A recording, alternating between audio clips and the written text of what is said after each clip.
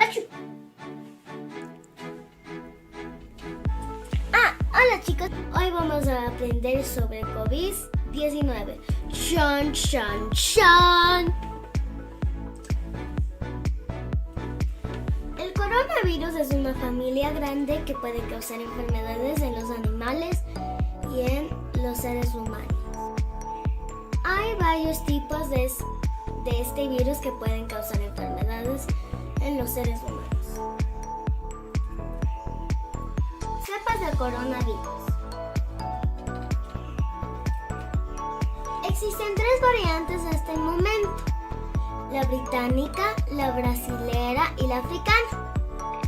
La enfermedad que causa se llama enfermedad del coronavirus 2019 o COVID-19. Es causado por el coronavirus del síndrome respiratorio agudo grave de tipo 2 SARS-CoV-2, un nuevo virus en los seres humanos que causa enfermedad respiratoria. El COVID-19 se transmite principalmente de persona a persona a través de gotitas respiratorias, es decir, de las gotas de saliva o las secreciones nasales que se generan cuando una persona infectada por COVID-19 estornuda, tose o habla. Estas gotitas respiratorias pueden llegar a las manos, objetos o superficies que estén cerca de la persona infectada cuando tosa o hable, y los demás podrían entonces infectarse con el virus que causa el COVID-19 al tocar las manos, los objetos o las superficies con gotitas y luego tocas los ojos, la nariz o la boca. Datos recientes indican que puede haber transmisión de COVID-19 a través de las gotitas de aquellos que tengan síntomas leves o de quienes no se sientan enfermos, denominados asintomáticos. Los datos actuales no respaldan la transmisión del SARS-CoV-2 por aerosoles a larga distancia, como la que se observa con el sarampión o la tuberculosis, la inhalación de aerosoles a corta distancia. Es una posibilidad con el COVID-19, tal como ocurre con muchos patógenos respiratorios. Sin embargo, con base en patrones epidemiológicos, esto no se puede distinguir fácilmente en la transmisión por gotitas. La transmisión a corta distancia es una posibilidad particularmente en unidades médicas llenas de gente y en espacios no ventilados de manera adecuada. Ciertos procedimientos en los establecimientos de salud pueden generar aerosoles finos y deben evitarse cuando sea posible. Estos son los síntomas más habituales que casi todas las personas que se contagian de coronavirus las tienen: fiebre, tos seca y cansancio. Estos son otros síntomas comunes: molestias y dolores, dolor de garganta, diarrea, conjuntivitis, dolor de cabeza, pérdida del olfato, del sentido, del gusto, erupción cutánea, que es cuando los dedos de tus manos y de tus pies pierden como que el color.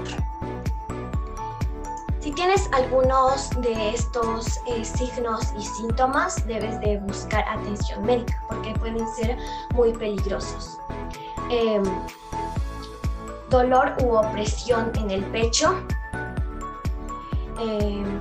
cuando tus labios y tu piel e incluso tus uñas pierden un poco el color, se ponen pálidas, de un color grisáceo, azuladas, debes de pedir ayuda, problemas para respirar y problemas para mantenerse despierto. Algunas de las complicaciones al estar contagiados de COVID-19 pueden incluir neumonía y problemas para respirar, insuficiencia de varios órganos, problemas cardíacos, una afección pulmonar que hace que poca cantidad de oxígeno pase a través de la torrente sanguínea a los órganos, síndrome de dificultad respiratoria aguda, lesión renal aguda e infecciones virales y bacterianas adicionales. El coronavirus, más conocido como COVID, es una enfermedad viral respiratoria perteneciente a la misma familia genética del virus SARS. El 31 de diciembre de 2019, la OMS recibió reportes de presencia de neumonía de origen desconocido en la ciudad de Wuhan, en China. El vínculo común de todos estos casos es que se trataba de personas con algún tipo de relación con el mercado de Huanan, en Wuhan, en el cual se vendía la mayoría mariscos y animales vivos. Conocidos como mercados mojados, en este tipo de lugares se venden una gran variedad de animales. No conocemos el origen exacto del brote actual de la enfermedad del coronavirus, pero sabemos o suponemos que se originó en un animal, probablemente por el consumo de murciélago. Pero ustedes se preguntarán, ¿qué hacen comiendo ese tipo de animales? Se debe a una decisión que tomó el gobierno chino en la década de los años 70, cuando el hambre había acabado con la vida de muchas personas, por lo que se permitió la caza, venta y consumo de animales salvajes. Las autoridades chinas confirmaron 41 casos detectados entre el 8 de diciembre y el 2 de enero del 2020. El número de contagios en Wuhan y en China solo fue en aumento, y para ese entonces ya se habían comunicado los primeros casos por COVID-19 fuera de China, 2 en Tailandia y 1 en Japón. La rápida expansión de la enfermedad hizo que la Organización Mundial de la Salud el 30 de enero de 2020 la declarara una emergencia sanitaria de preocupación internacional. El 11 de marzo, la enfermedad se hallaba ya en más de 100 territorios a nivel mundial y fue reconocida como una pandemia por la OMS. El número de casos confirmados continuó creciendo hasta alcanzar los 500.000 casos a nivel mundial, el 26 de marzo de 2020. Para prevenir la expansión del virus, los gobiernos han impuesto restricciones de viajes, cuarentenas, confinamientos, aislamiento social, cancelación de eventos y cierre de establecimientos. Según cifras del Ministerio de Salud Pública, con corte al 15 de marzo de 2021, el 97% de sitios habilitados para COVID-19 están ocupados. Los 3 hospitales más grandes de la capital, Hospital Eugenio Espejo, Carlos Andrade Marín y Quito Sur del IES, están llenos, incluso hay pacientes que se encuentran en lista de espera. El Hospital de Especialidades Eugenio Espejo tiene las 26 camas de UCI llenas, por lo que según medios locales ya se está creando una lista de espera. Y situaciones similares en el resto de los hospitales del Ecuador. Valentina y yo fuimos a visitar algunos centros de salud para conocer la situación en la que se encuentran estos, y pudimos comprobar que la situación sanitaria en el país sigue siendo preocupante. Recuerda respetar las normas de bioseguridad y cuidar de tu salud y la de tus seres queridos. Muchas gracias. Los protocolos de bioseguridad para el COVID-19. ¿Sabías que para evitar la propagación del coronavirus debemos cuidarnos y cuidar a los demás? Debemos utilizar las siguientes normas. Podemos utilizar gel antibacterial o alcohol para desinfectarnos las manos. Debemos tocarnos la cara, ojos, nariz y boca. Podemos utilizar este protector facial. Debemos mantener la distancia de 2 metros de una persona a otra. Debemos utilizar la mascarilla. Debemos taparnos nariz, boca y mentón. Si quieres ser un superhéroe, debes de seguir las medidas de bioseguridad para el COVID-19. ¡Protégete! Por eso siempre hay que utilizar mascarilla y pañuelos, pero si no tenemos esas dos cosas, podemos usar una parte del ser humano, que es la parte interna del codo, para no contagiar a las otras personas. Les voy a explicar el lavado de manos correctamente. Necesitamos barra de jabón o jabón líquido y también agua.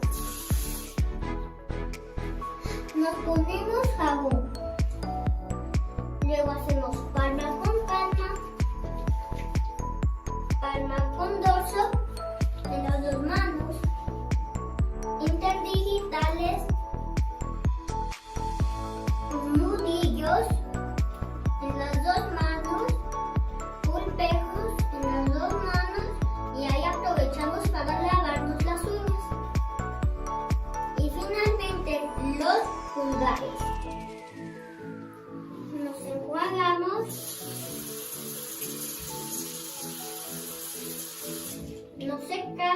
sacudimos y nos secamos.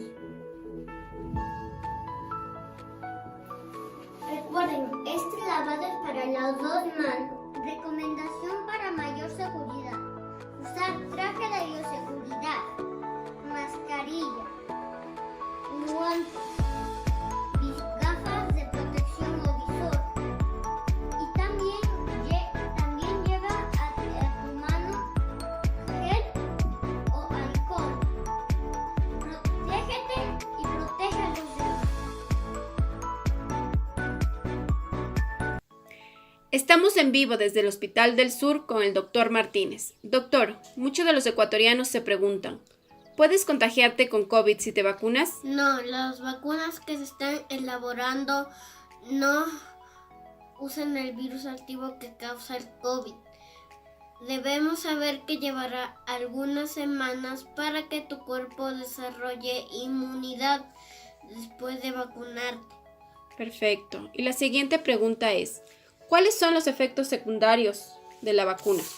Los efectos son leves tras la primera o la segunda inyección: dolor de cabeza, fiebre, fatiga, dolor muscular, además de enrojecimiento e hinchazón en el lugar donde se colocó la inyección. Hay diferentes tipos de vacunas en el mundo. Las principales son: 1. Vacuna de ARN mensajero. El ARN indica cómo producir la proteína S. Después de vacunarse, el organismo produce anticuerpos que combatirán el virus. 2. Vacuna basada en un vector. El vector viral da instrucciones a las células para hacer copias de la proteína S. Se crean anticuerpos y glóbulos blancos que combatirán el virus. 3. Vacunas de subunidades proteicas. Incluyen partes de un virus que estimulan al sistema inmunitario. Contiene proteína S. Crea anticuerpos y glóbulos blancos para combatir el virus. ¡Cuídate! La vacuna del coronavirus. La vacuna del COVID es una esperanza para terminar con la pandemia. La vacuna entrena en nuestro cuerpo para que reconozca el coronavirus.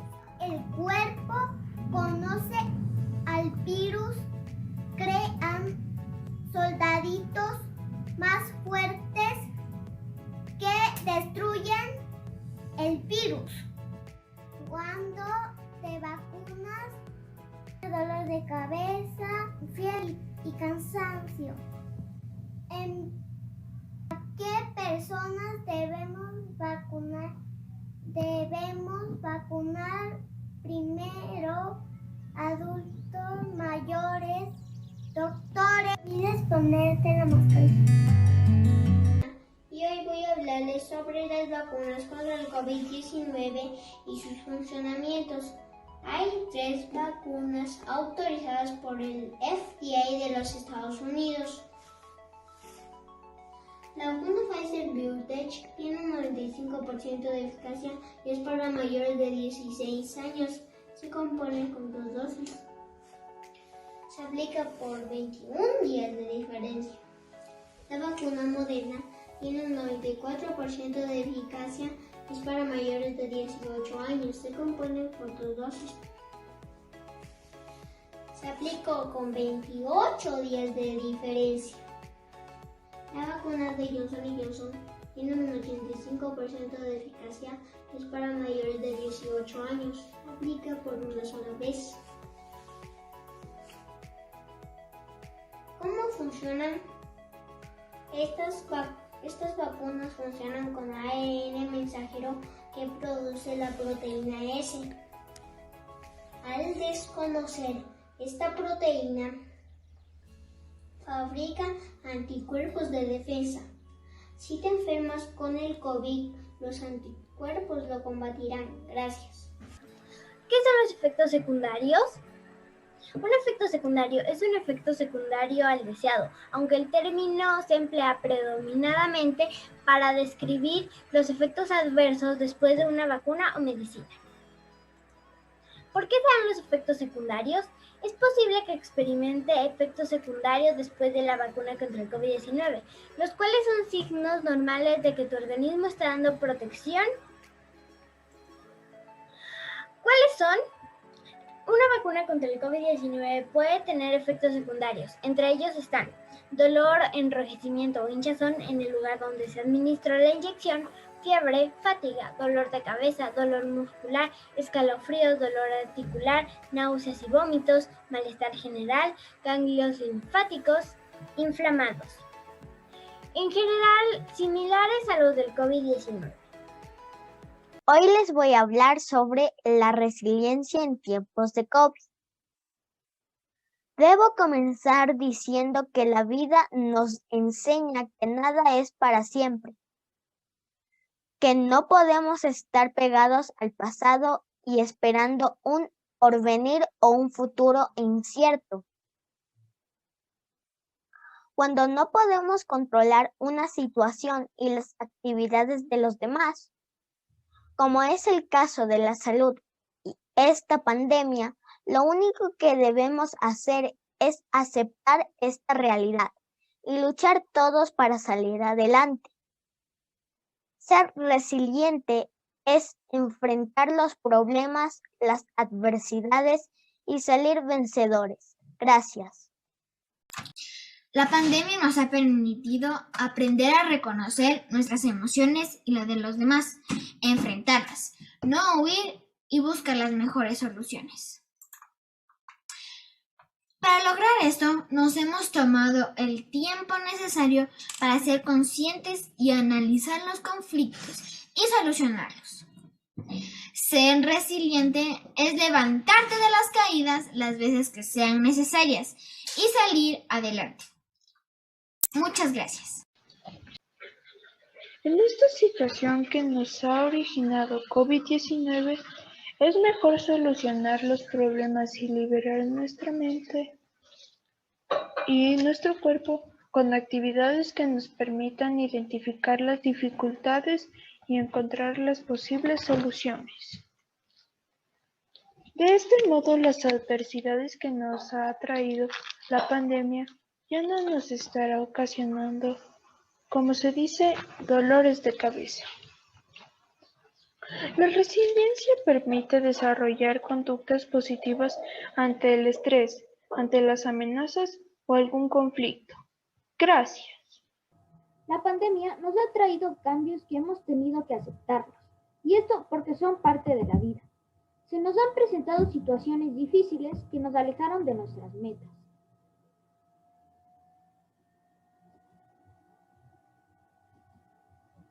Para volver a ellas fue y es necesario aceptar las circunstancias que no se pueden cambiar y trabajar en las que sí se pueden modificar. La resiliencia es la habilidad para afrontar exitosamente el estrés y los eventos adversos. Esta nueva realidad de la pandemia nos permitió establecer nuevas metas y metas realistas. Estas metas van relacionadas con la motivación que nos permitirá alcanzar o no nuestros propósitos. Ante esto y a la situación actual, es posible que tengamos que replantear algunas de nuestras metas y adaptarlas al momento actual de la pandemia. La resiliencia es la capacidad de la adaptación y la superación de la adversidad. Muchas gracias. Y es la relación entre la creatividad, la inteligencia emocional y la felicidad. En este contexto, la felicidad también está en la población que tenga acceso a las vacunas. Una vacuna es una sustancia destinada a generar inmunidad contra una enfermedad, en este caso contra el COVID-19. Ser resilientes nos va a ayudar a evitar determinados problemas psicológicos y pueden derivar en una situación adversa. Gracias.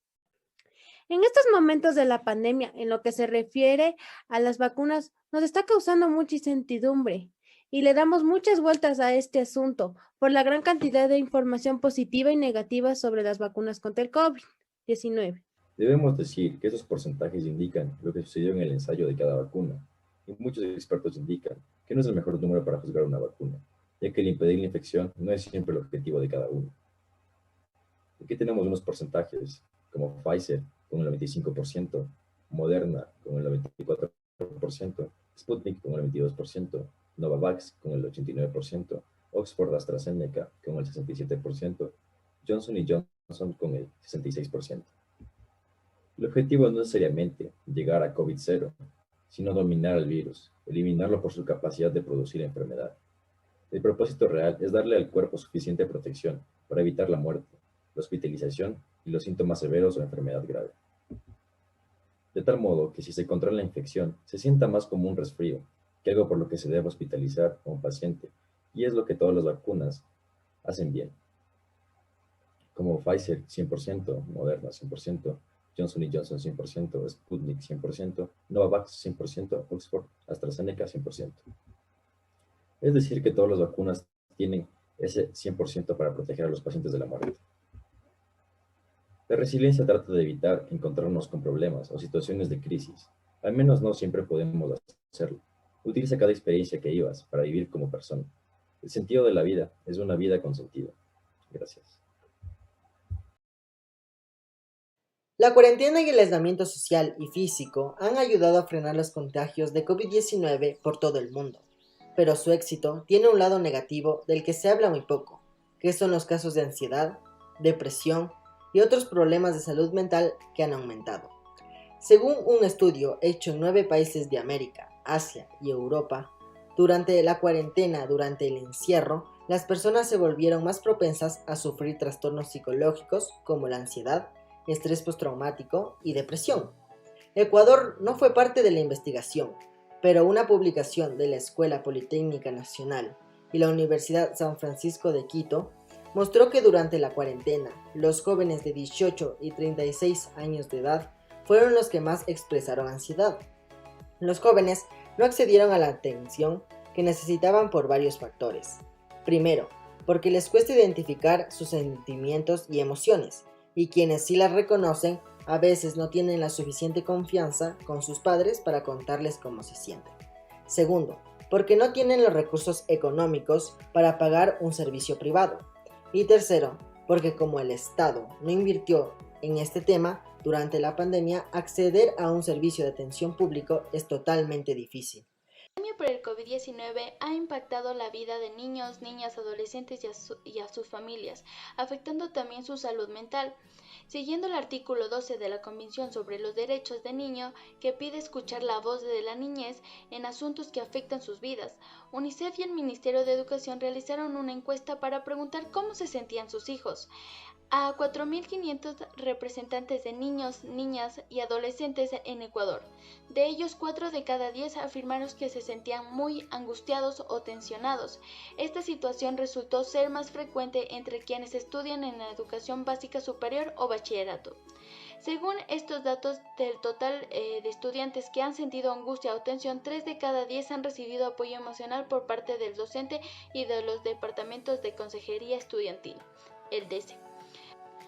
La labor de los profesores es muy valiosa en este sentido, pues son ellos quienes están brindando el 20% de este soporte. El apoyo físico-emocional también es demandado por los docentes. Según otra encuesta en la que participaron 1.200 profesores, al menos un 22% dijo que haberse sentido tensionado, irritado o haber tenido un cambio brusco de humor, y el 18% afirmó que haber tenido problemas para dormir. De ellos, 3 de cada 10 han recibido apoyo emocional, en su mayoría por parte de los DECE. La salud mental está relacionada con el bienestar emocional, fisiológico y social, y afecta la forma en que pensamos, sentimos y actuamos. Determina nuestra capacidad para manejar el estrés relacionando con los demás y es clave para los.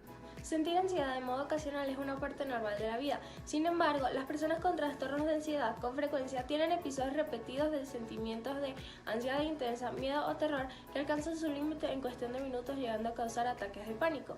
Estos episodios interfieren con actividades diarias y pueden durar un largo tiempo. Los síntomas más comunes de la ansiedad son la sensación de nerviosismo, pánico, aumento del ritmo cardíaco, temblores, cansancio, insomnio o sudoración.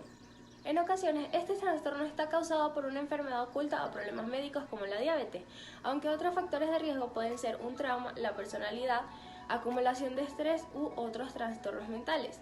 Por último, la ansiedad puede ocasionar o empeorar otros trastornos mentales y físicos como la depresión, abuso de sustancias, insomnio, dolor crónico, aislamiento social, problemas en la escuela o trabajo, mala calidad de vida e incluso el suicidio.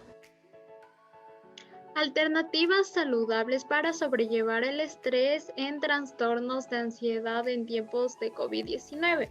Una de las más importantes es evitar de leer, escuchar o mirar noticias.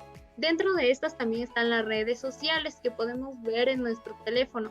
Por eso hay que limitar estar en los teléfonos, televisión o computadoras, porque ver estas noticias de la pandemia puede llegar a ser agotador y agobiante para nosotros. Otra cosa que tenemos que hacer es cuidar nuestro cuerpo, como comiendo saludable, haciendo ejercicio mediante estiramiento, ejercicio o rutina básica, meditación y respiraciones profundas. Otra cosa que podemos hacer es dormir bien, todas las horas que se requieran. También tenemos que evitar el consumo de alcohol, tabaco y otras sustancias. Seguir con las medidas de prevención que hay dentro de esta pandemia. También otra cosa que tenemos que hacer y que es importante es comunicarnos con gente, puede ser con familiares o amigos que pueden estar en nuestro entorno para decir cómo nos sentimos frente a esta situación y poder hablar con alguien, poder tener con quien hablar y de esta manera aliviar y desestresarnos un poquito. Muchas gracias. Mito: usar mascarilla puede causar intoxicación por dióxido de carbono. CO2. Verdad, no hay absolutamente ninguna evidencia de que el uso de mascarillas pueda causar intoxicación por dióxido de carbono. Sin embargo, no está recomendado utilizarla al realizar ejercicio. Pero esto se debe al que al transpirar la mascarilla se humedece y dificulta la respiración. Esto a su vez promueve el crecimiento de los microorganismos, haciendo que la mascarilla sea fuente de contagio con los fluidos que caen sobre ella al realizar ejercicio. Por otra parte, es de suma importancia en estos tiempos de pandemia mantenerse físicamente activos, ya que tiene importantes beneficios para la salud mental, y alentar a las personas a estar activas. Esto podría ayudar a muchos a sobrellevar el estrés continuo y evitar enfermedades psicológicas. Cada sesión de actividad física reduce los síntomas de depresión y ansiedad, por lo que estar activo todos los días puede ser un antídoto parcial para el estrés de la pandemia. Para las personas que ya sienten angustia, estar activo es tan efectivo como los medicamentos y la psicoterapia. La actividad física más común es caminar, que es gratuita, accesible para la mayoría de las personas de todas las edades, y se presenta bien para mantener el distanciamiento social. Otro de los beneficios que nos brinda el ejercicio físico es que aumenta las defensas de nuestro cuerpo contra cualquier enfermedad. La respuesta del cuerpo al estrés psicológico crea desequilibrios entre el cortisol y otras hormonas que afectan negativamente el sistema inmunitario y la inflamación. Por lo tanto, el estrés psicológico afecta los procesos biológicos de la infección COVID-19, complicando el cuadro de la persona. Pero la restauración del equilibrio de cortisol es otro mecanismo por el cual la actividad física beneficia la inmunidad y la inflamación. Las estrategias más efectivas para mejorar el equilibrio del cortisol son la actividad física y el manejo del estrés, debido a que las personas mayores han alterado la fisiología del cortisol y los sistemas inmunes más débiles. La actividad física puede ser particularmente importante para esta gran población con alto riesgo de COVID-19. Para realizar ejercicio cuando estamos contagiados, es importante tener en cuenta los síntomas que presentamos.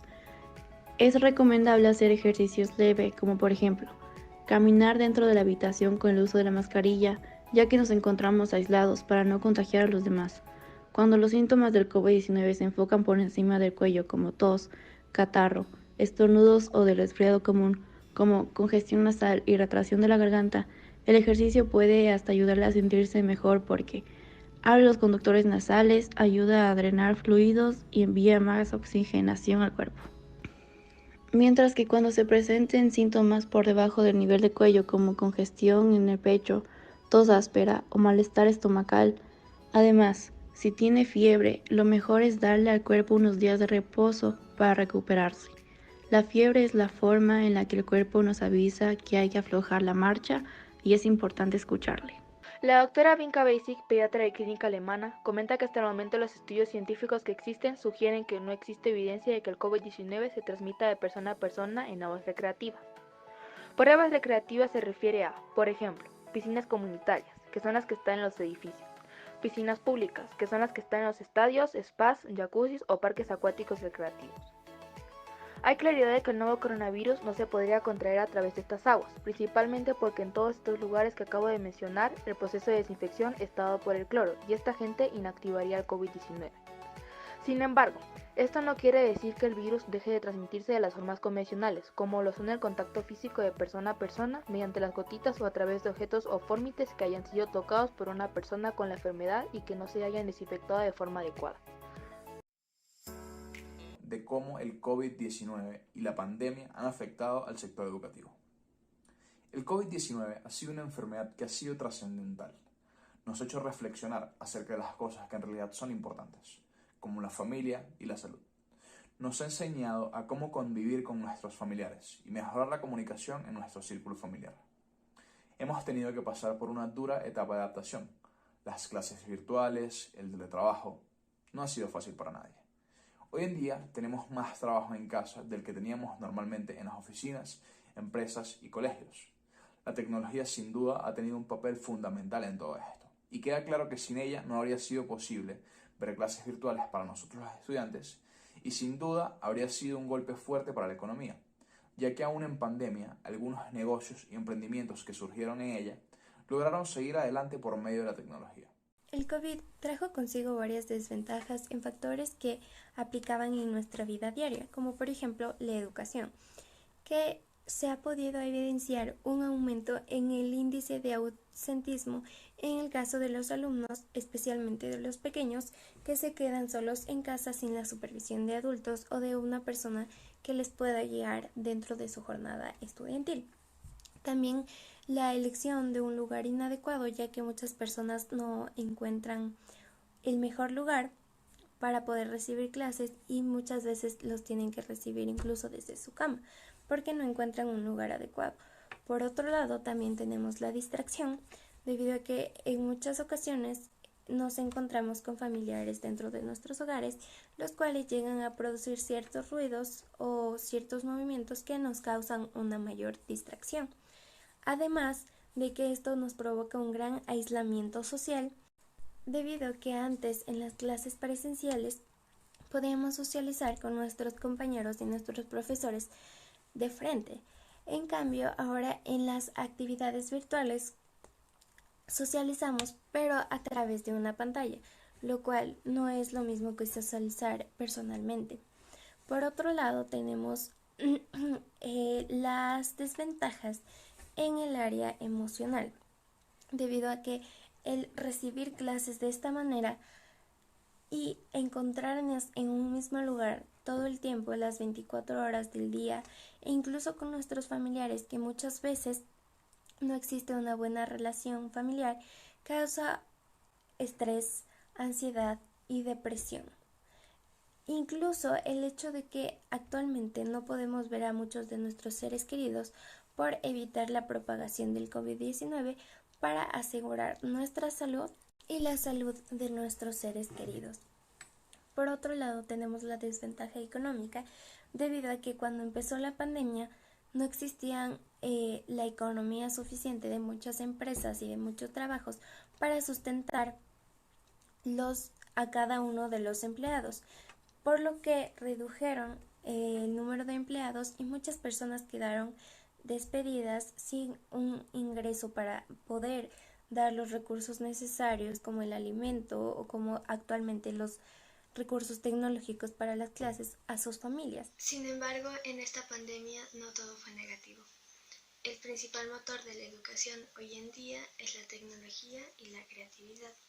Los maestros han dejado de lado el método de enseñanza antiguo y usan material dinámico para que las clases sean comprendidas en mayor porcentaje. Los estudiantes tienen acceso a recursos de diversa índole que podemos encontrar en Internet. Y si hablamos de Internet, sabemos que nuestro acceso a la información que necesitemos es ilimitado. La educación en línea fomenta tu propia autonomía y tu responsabilidad. Todo avanzará en la medida en que tú desees, por lo que el estudio dependerá de ti por completo. La perseverancia, constancia y responsabilidad son puntos claves. La puntualidad y asistencia ha aumentado en un 90%, esto debido a que ya no debemos desplazarnos de un lugar a otro. El acoso escolar disminuye debido a que ahora nos enfocamos más en mejorar académicamente en lugar de dar críticas negativas, ya sea por la forma de vestir, por la forma de hablar y demás. Incluso la ansiedad de hablar en público disminuye. Los estudiantes tímidos que no participaban en clases presenciales ahora lo hacen con mayor seguridad en medios virtuales. Al evitar desplazamientos, uso de centros formativos y aulas, se reduce el coste de los estudios. La educación virtual es muy económica, además porque los materiales son de descarga en mayor parte. ¿Cómo fue que el mundo entero quedó a merced de un nuevo coronavirus? ¿Por qué la medicina de vanguardia no pudo evitar su propagación? Este es solo el comienzo de una pandemia mundial potencialmente infrenable. Es importante aclarar que no solo se trata de que se haya creado o modificado en un laboratorio, sino en la manera en la que han tratado a este virus desde su descubrimiento. El interrogante es, ¿por qué si sabían que este virus era tan contagioso y tan peligroso, no tomaron medidas de prevención de manera rápida? El coronavirus no es un virus nuevo. Es conocido desde la década de los 90, donde fueron identificados los primeros familiares del virus. Apenas el 23 de enero de 2020, China empezó a tomar medidas preventivas sobre este virus, el cual se había confirmado el 7 de enero del mismo año. Estaban conscientes de que este virus era altamente contagioso, letal, y aún así no tomaron medidas apresuradas. La doctora Li Mengyan, viróloga que trabajó en la Escuela de Salud Pública de Hong Kong, ha publicado un nuevo artículo donde define al SARS-CoV-2, también conocido como COVID-19, como un arma biológica sin restricciones. Li Mengyan y su equipo de trabajo descubrieron y registraron un coronavirus de murciélago llamado ZC45 y otro similar, el ZXC21. Estos dos son la columna vertebral del nuevo COVID-19 o coronavirus. Basándose en el murciélago, crearon un nuevo patógeno. Con los datos que manejó, el más cercano es igual a un 90%. Este virus es como un Frankenstein. El virus está adaptado al ser humano y fue liberado en Wuhan para ponernos en la diana. Todo es fruto de un procedimiento, así que yendo al origen, el genoma revela quién lo ha hecho, quién tiene la base, etc. Y todo puede realizarse en apenas 6 meses en un laboratorio. Otra de las razones por la que el COVID podría ser un arma biológica es debido al crecimiento de la economía en China en mitad de la pandemia. La economía de China creció un 2,3% en el 2020, a pesar de la pandemia del coronavirus y de los efectos negativos que ha tenido sobre la economía a nivel global. En la mayoría de países, la crisis sanitaria ha afectado directamente al empleo. Muchas empresas han tenido que cerrar por falta de demanda. Al consumo, sin trabajo la gente compra menos. Y a la producción industrial. Si hay menos consumo, las empresas también producen menos productos. En cambio, China ha logrado mantener un crecimiento económico positivo en el último año. Según los datos de la Oficina Nacional de Estadística China, es el único país del mundo que lo ha conseguido. Entre las medidas aplicadas para paliar los efectos de la pandemia, el gobierno chino ha reducido o aplazado el pago de impuestos para que las empresas puedan recuperarse y volver a funcionar con normalidad lo antes posible.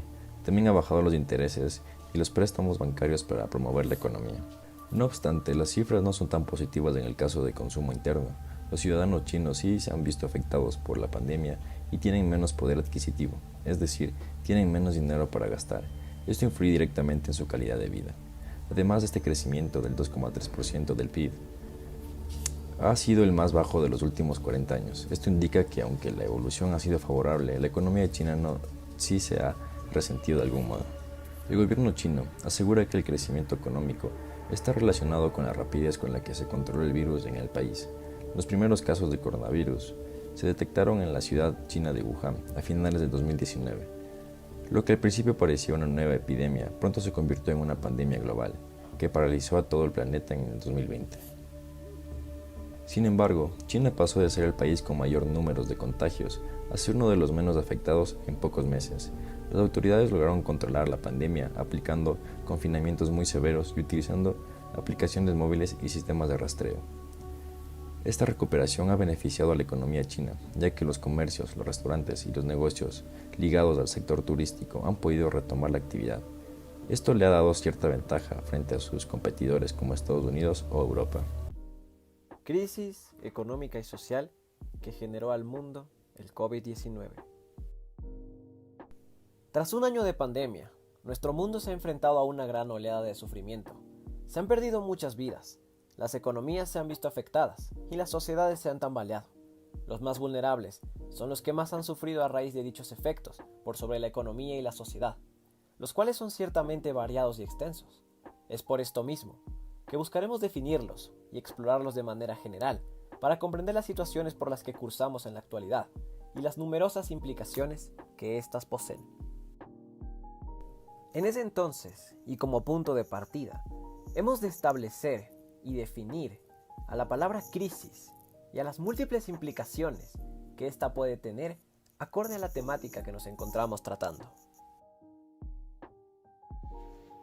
Crisis y sus etapas. Las crisis pueden designar un cambio traumático en la vida y salud de una persona, encaminada a una situación social inestable con peligros políticos, económicos o militares.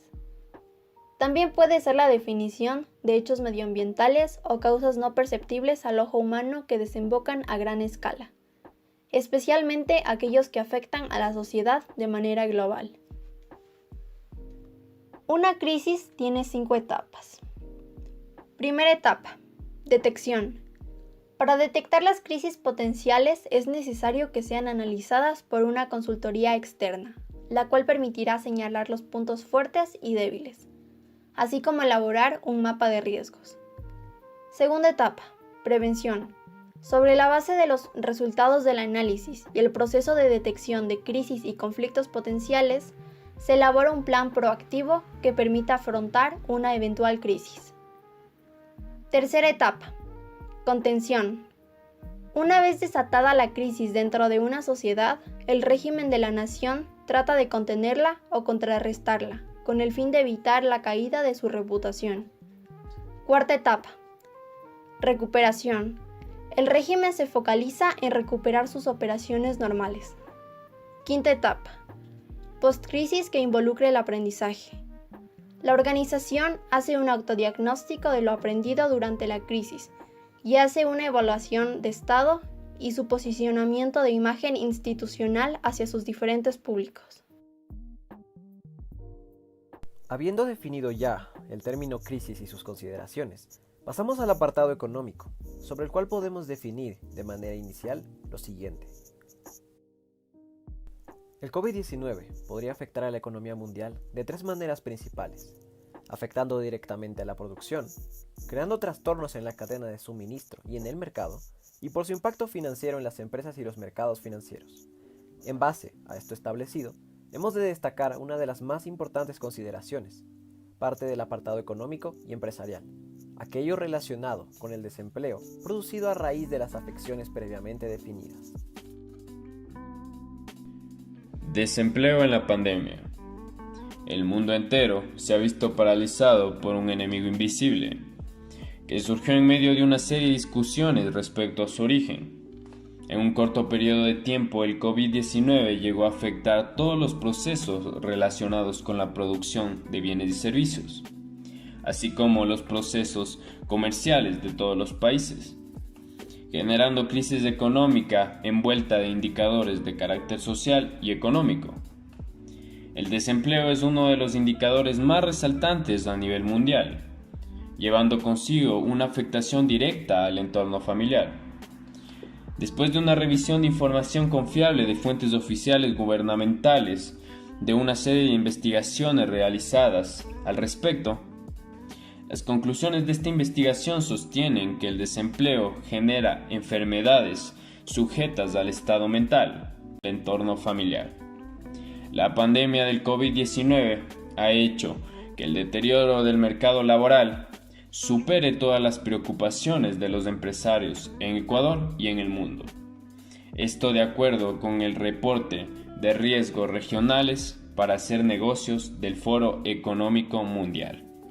Una vez exploradas y tratadas las principales consideraciones económicas en uno de sus principales ejes como lo es el desempleo, podemos pasar ahora con el ámbito político, relacionado con el efecto primordial que tiene el COVID-19 sobre la sociedad.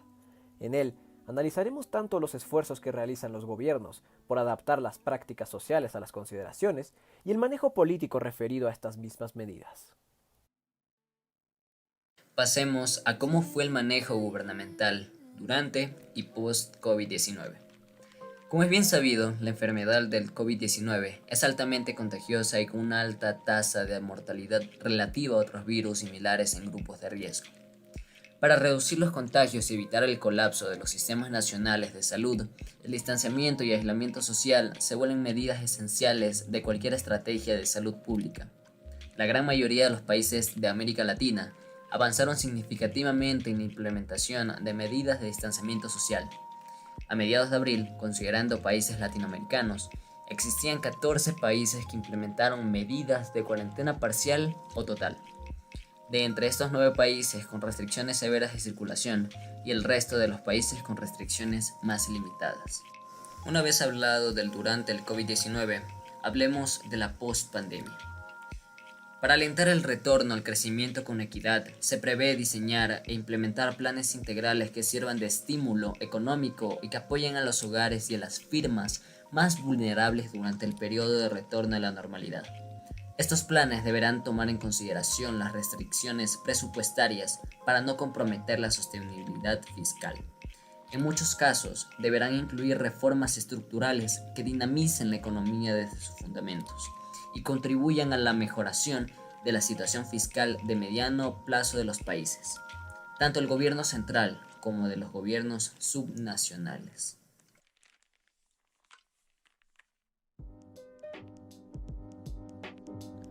¿Han existido repercusiones políticas por la COVID-19? En la actualidad, la COVID-19 ha generado afecciones directas al apartado político, maximizando la corrupción ya preexistente de manera global en la sociedad.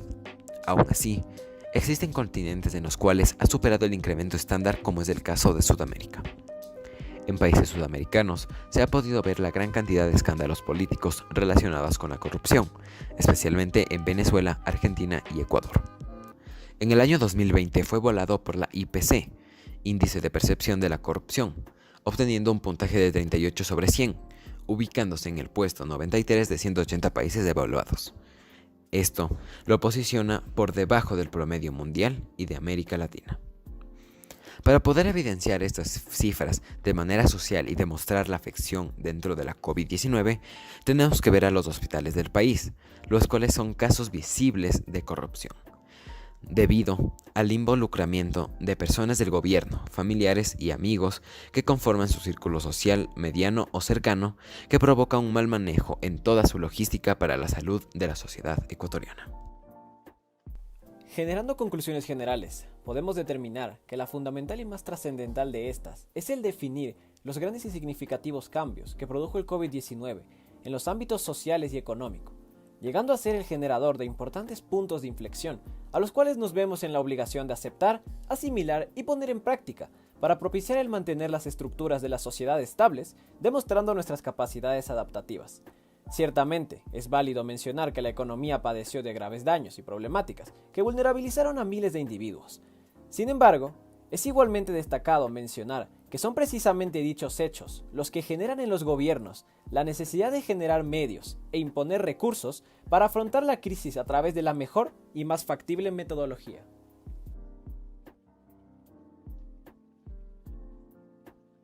La COVID-19 en el año 2020 trajo al mundo varias crisis que afectaron en la sociedad de manera económica, familiar y política, lo cual generó un cambio dramático en nuestras vidas, llevando al mundo y a sus habitantes incertidumbres el futuro, Sin embargo, aprendimos de la corrupción, política sucia que no ha llevado a nada más que a la destrucción de la economía de un Estado y con ella el quebramiento de sus ciudadanos, aquellas tasas de desempleo que incrementaban día a día y que forzó al hombre a crear nuevos emprendimientos y así permitir que la sociedad avance, con dificultades y riesgos que no han podido derrotar al mundo.